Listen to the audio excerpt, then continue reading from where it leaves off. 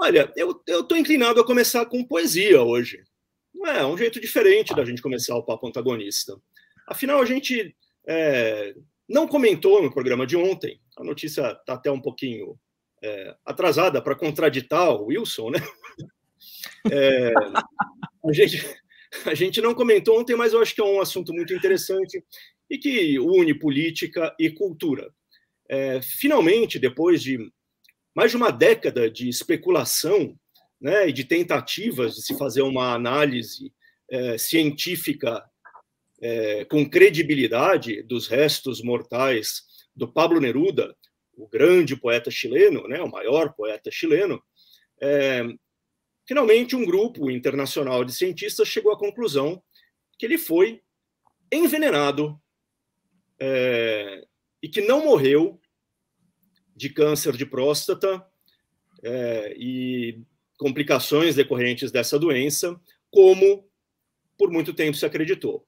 Essa ideia do envenenamento já havia sido levantada pelo sobrinho do Pablo Neruda, já havia sido mencionada logo depois da morte dele pelo motorista do Pablo Neruda, que disse que horas antes de morrer ele fez uma ligação e disse: por favor, venham logo para o hospital, estou sozinho, e eu acordei quando alguém injetou alguma coisa estranha em mim. Então, esse motorista que tinha recebido essa ligação também levantou a hipótese de um envenenamento. E, não é, Duda? Agora, parece que um exame de dentes, de ossos, localizou uma toxina da bactéria que provoca o botulismo no corpo do Pablo Neruda e afastou qualquer possibilidade de que essa contaminação tenha acontecido depois da morte. Ou seja, ele foi envenenado pela bactéria do botulismo e parece ser agora a hipótese mais crível para a morte dele num espaço muito curto de tempo. Ele estava no hospital por complicações da doença, mas não em ponto terminal, né? E daí, depois dessa ligação, ele morreu muito rapidamente. Então, explica um pouco as repercussões dessa e o sentido, né, dessa descoberta, Duda. Bom, primeiro, acho que a gente precisa ainda ser um pouquinho cauteloso. O que a gente tem, por enquanto, é uma declaração do sobrinho do Neruda dizendo que olhou o relatório e viu lá e a conclusão é essa, né? Então, a gente precisa esperar que esse relatório saia para depois a gente ver quem são esses cientistas e para ver depois como é que vai ser a discussão no Chile, principalmente. Lembrando que algumas discussões desse tipo são eternas, né? Vamos lembrar, o Simão Bolívar, na Venezuela, morreu de tuberculose. Tem até um livro do Gabriel Garcia Marques, que é ele saindo da Colômbia, indo para um porto, indo para não se sabe onde, e ele morre, né? E ele morre porque ele está com os sintomas da doença todos.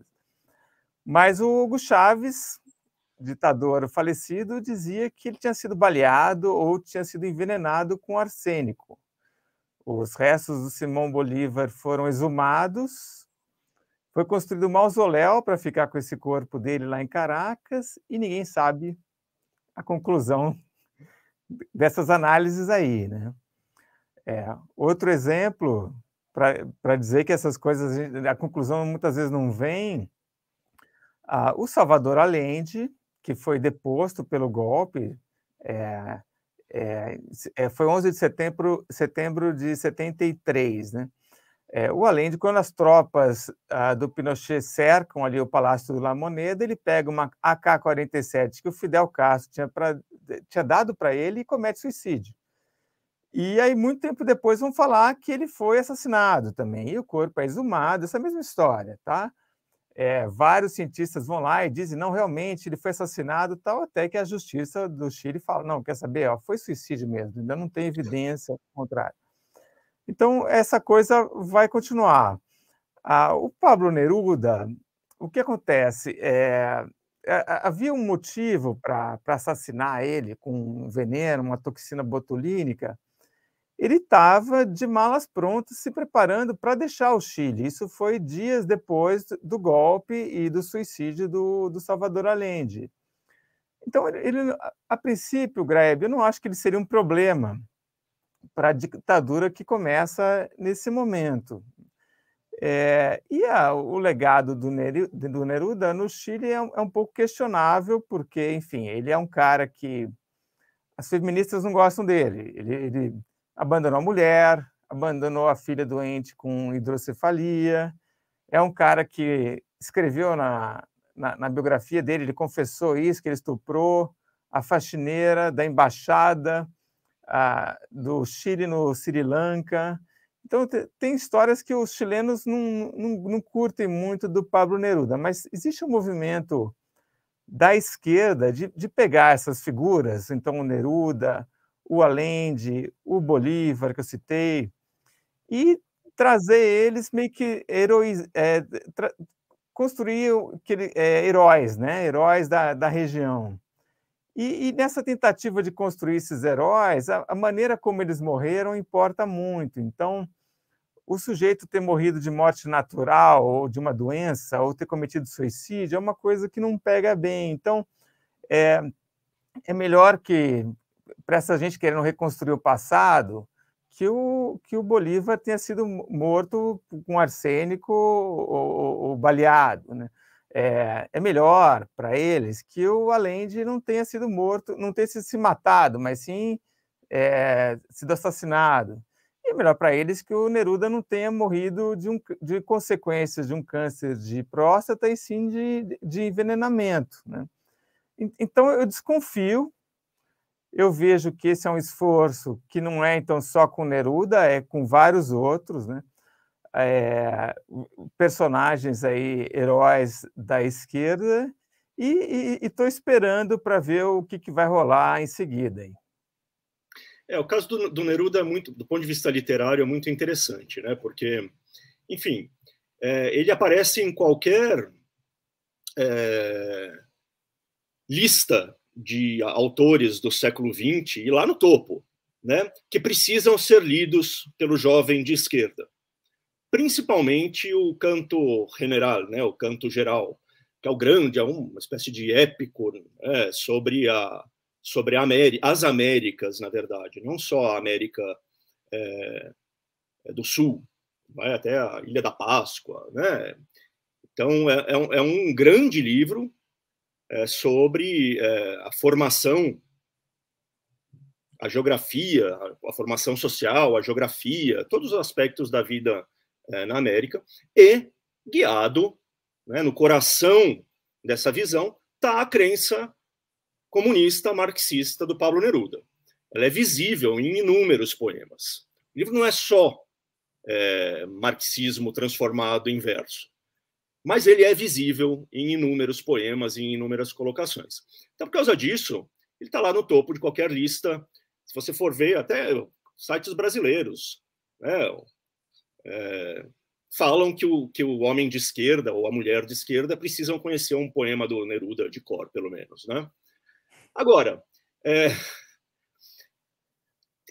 estamos no século XXI, e a visão da esquerda do século XX se choca com a dos grupos identitários que hoje brigam ali pelo domínio da esquerda no nosso tempo, né? Então tem isso.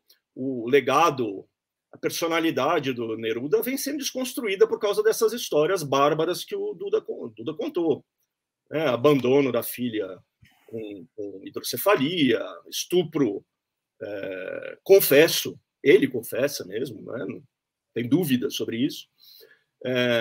Então, tudo isso fez com que ele seja muito mal visto por essa nova esquerda. Então, aí, o legado do Neruda, né? O tamanho dele como personagem está num momento de rediscussão, né? Vamos ver o que vai sair desse embate de uma visão marxista mais tradicional e uma visão da esquerda mais identitária, mais século XXI. Vamos ver o que sobra dos ossos, né, do Pablo Neruda, depois que eles se entenderem a respeito do espaço que esse personagem tem que ocupar no panteão de esquerda. Tiremos as questões ideológicas do caminho. É um autor que merece ser lido ainda? É um poeta que fez alguma coisa de valor duradouro, né? Daí eu só posso dar minha opinião, quero ouvir a de vocês depois. Eu já desgostei muito de Neruda, achava um cara chato. Reli um tempinho atrás algumas coisas dele. E gosto muito dos poemas de amor. Tem coisa muito bonita mesmo, na poesia, nos sonetos amorosos do Neruda. E gosto muito da grande obra modernista dele, escrita ali nos anos 30, que é A Residência na Terra. Né? É um livro muito amargo, cheio de imagens meio apocalípticas. O Neruda ainda não tinha achado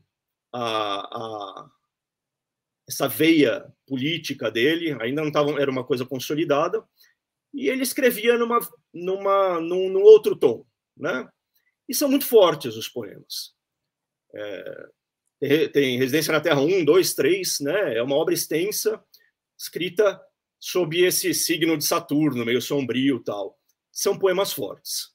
Então, assim, se eu tivesse que deixar livros do Neruda na minha estante, eu deixaria os poemas de amor e eu deixaria Residência na Terra. Canto geral, canto general, como dizem os espanhóis, já deu. Acho que ficou datado. Não sei se vocês concordam comigo. Eu vou reler esses poemas de amor e ver se eles me... Eu ainda não fui atraído, tá? Já tentei. Mas você nunca tentou fazer uma conquista declamando Neruda? Não, nunca tentei. Posso te dizer que não dá certo, viu? E eu acabei meio que sendo direcionado para esses poemas que você falou que são marxistas, mas tem um especial que ele faz uma ode ao Stalin, né? Quando Stalin morre. Até tá no livro meu, assim. Eu acho que meus olhos acabaram se direcionando, né, para esses daí. Vou ver se eu um dia aí, de repente no carnaval aí, eu pego esses poemas de amor e eu acabo me encantando. Ele é um cara que acabou sendo capturado, né? E decidiu ficar fazendo propaganda mesmo. Né? Não foi só um poeta marxista, ele foi um marxista que escrevia poesia também, né? Então sim, ele era do Partido Comunista, assim como Jorge Amado, que também escreveu um livro inteiro em louvor do Stalin, escreveu livro cantando as maravilhas da União Soviética, né? Então tem um monte de escritor que a gente admira e se for dar uma cavocadinha ali, você encontra essas maluquices, né? Eu sou contra a ideia de que escritores devem ser cancelados por causa dos seus posicionamentos políticos. Eu acho isso absurdo. Isso privaria a gente de, sei lá, 70% da literatura do século XX, porque tinha doido para tudo que era gosto.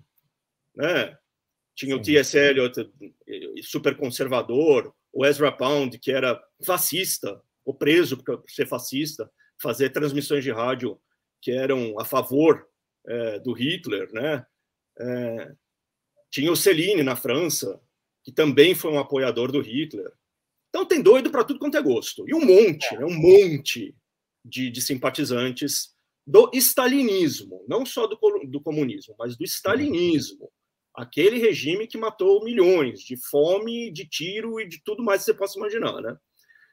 Então eu não estou disposto a abrir mão da biblioteca, que tem coisas maravilhosas, só porque eu não gosto da posição política dos caras. Eu faço esforço para abstrair e acho que vale a pena. Wilson, quer acrescentar alguma coisa? Você já conquistou alguém lendo Neruda? Não, na verdade, eu te confesso, assim, publicamente, que eu li um livro do Neruda, basicamente, né, que foi o 100 Sonetos, né, de 1954, e, na verdade, eu lembro muito, agora estou lembrando essa história do cancelamento, o Grebe, me lembra muito a situação do escritor brasileiro, me ajudem, gente, porque vocês são melhores do que eu nesse assunto, Vamos lá, me fuja a memória agora. Mas o que ele fez na vida? Oi? Vamos lá, Duda. O que ele fez na vida? Me ajuda. Não, eu tô utilizando aquela técnica que eu falei ontem no programa, né? Tipo assim, você associar uma pessoa a elementos que você consegue puxar. Tá aqui, tá saindo aqui. Enfim, me fugiu agora. Que ele foi considerado preconceituoso também Agora, enfim, Monteiro Lobato. Monteiro Lobato, pronto. Muito obrigado, Graé, muito obrigado. É isso, sabe? Houve um processo de cancelamento do Monteiro Lobato aqui no Brasil, simplesmente porque ele fazia apologia ao sistema escravocrata, só que tem um detalhe, gente, que cada obra histórica, ela reflete não só a ideia daquele autor daquele momento histórico, como ela é uma representação daquele momento histórico, né? Então você não pode pegar um contexto de Monteiro Lobato, por exemplo, e aplicar na realidade atual. Você não pode pegar o Sítio do Pica-Pau Amarelo do contexto daquela época e colocá-lo agora, sabe? É você ser muito intolerante. E o que eu acho mais curioso nessa história, Grebe, eu estava observando você falando sobre o cancelamento do Neruda, é que assim, que a esquerda bate tanto na tecla, porque a direita vive cancelando os outros, porque a direita vive enchendo o saco dos outros, porque a direita é reacionária. E aí você tem uma esquerda que age de uma forma tão virulenta ou até mais perniciosa que essa direita, entendeu? Então, assim, há uma confusão de conceitos, assim, falando agora filosoficamente, aí não sei o que vocês acham. Há uma confusão de conceitos hoje nessa sociedade pós-moderna sabe, que as pessoas não têm a menor ideia do que estão falando, sabe, Grebe? Eu vejo, sabe, o cara de esquerda defendendo posições altamente conservadoras, assim como vejo caras de direita defendendo coisas progressistas, sabe? E sem nenhum tipo de contexto, sabe? É um negócio maluco, sabe? Eu lembrei falando um pouco sobre livros, né? Eu lembrei outro de um colega da esquerda me falando que o Roger Scruton, né, naquele livro, Como Ser um Conservador, era um cara de esquerda. Olha que ponto a gente chegou, entendeu? Então, as pessoas acho que faltam um pouco daquela leitura. E assim, e só alongando um pouco mais essa questão epistemológica desse assunto, né, que eu sei que você gosta, Greve. Eu nem sei o que quer dizer isso. É uma coisa meio maluca, porque isso é um processo de cancelamento, de falta de contexto, que assim, que a gente vê muito, inclusive, nas igrejas evangélicas. Sabe? Você fala, como assim, Wilson? Você começou em Neruda, trouxe para Scruton e vai terminar na Bíblia. Sim, por um motivo muito simples, sabe? Tem muita igreja que pega o Velho Testamento e utiliza como norma de conduta como se fosse um procedimento do Novo Testamento. E aí você tem essa profusão de ideias malucas em igrejas evangélicas, de gente proibida de fazer um monte de coisa, sendo que, na verdade, Jesus Cristo pregou outra coisa que não tem nada a ver. Assim, é isso, eu parto daquela premissa. Gente, uma coisa, outra coisa é outra coisa, e você tendo um conceito base, entendendo aquele conceito base sobre aquilo que você está discorrendo, a chance de você falar bobagem é muito menor, é muito pequena. Então, é isso. Isso aí. Mas então é isso, vamos esperar. Parece que dessa vez é um pouco mais consistente a suspeita